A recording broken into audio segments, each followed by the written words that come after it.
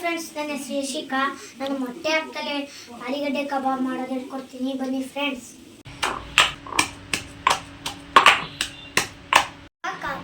ಕಬಾಬ್ಗೆ ಏನೇನು ಹಾಕ್ಬೇಕು ಅಂತ ಹೇಳ್ತಿದ್ದೀನಿ.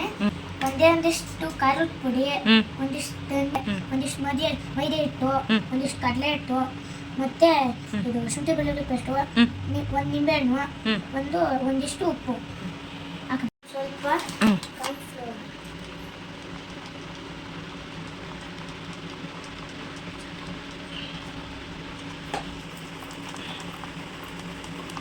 ಈಗ ಆಲೂಗಡ್ಡೆ ಬೇಯಿಸ್ಕೊಂಡಿದ್ದೀವಿ, ಅದನ್ನೇ ಇದ್ರೊಳಗೆ ಹಾಕಬೇಕು.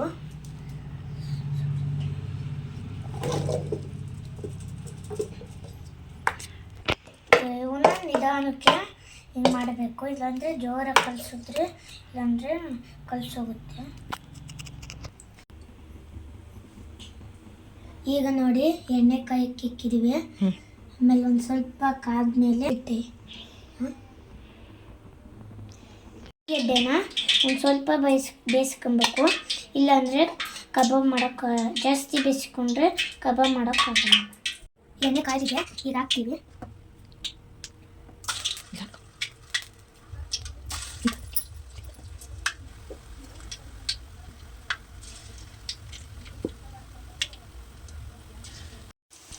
ಈಗ ಬೆಂದಿದೆ, ಬೇಯ್ತಾ ಇದೆ.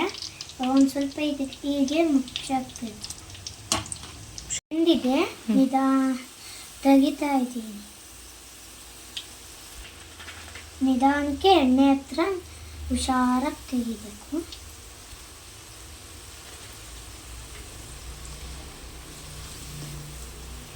ನಾನು ನಮ್ಮ ದೊಡ್ಡಮ್ಮನ್ನ ಹೆಲ್ಪ್ ತಗೊಂಡು ಮಾಡ್ತಾ ಇದ್ದೀನಿ.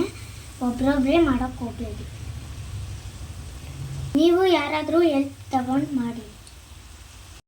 ಇವಾಗ ನೋಡಿ ಕಬಾಬ್ ಎಷ್ಟು ಚೆನ್ನಾಗಿ ಬಂದಿದೆ.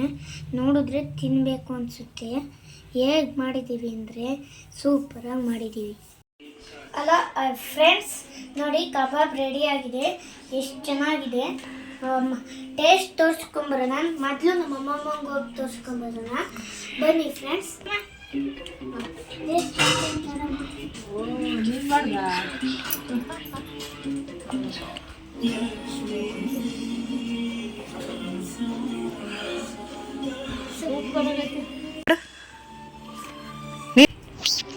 ಸ್ವಲ್ಪ ಹೊತ್ತಿನ ಮುಂಚೆ ನೀನ್ ಹೇಗ್ ನಡ್ಕೊಂಡೆ ಅಂತ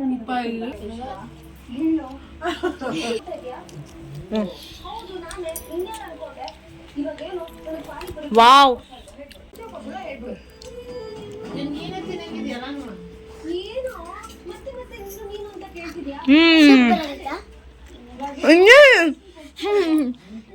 ನೀನು ಸೂಪರ್ ಆಯ್ತಾ ಅಂತೀಯ? ಚೆನ್ನಾಯ್ತನಾ? ಮೊಟ್ಟೆ ಹಾಕಿಲ್ಲ, ಎಗ್ಲೆಸ್ಸು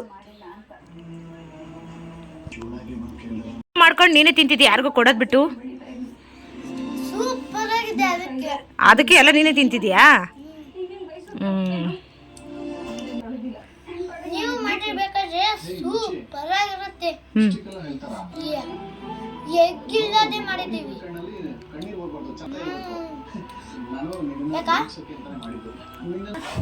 ಈ ರೆಸಿಪಿ ಇಷ್ಟ ಇದ್ರೆ ಲೈಕ್ ಮಾಡಿ, ಕಮೆಂಟ್ ಮಾಡಿ, ಸಬ್ಸ್ಕ್ರೈಬ್ ಮಾಡಿ. ಹೇಳಕ್ಕೆ ಬರಲ್ಲ ಸಬ್ಸ್ಕ್ರೈಬು. ಇನ್ನೊಂದ್ಸಲ ಹೇಳ ಸಬ್ಸ್ಕ್ರೈಬ್.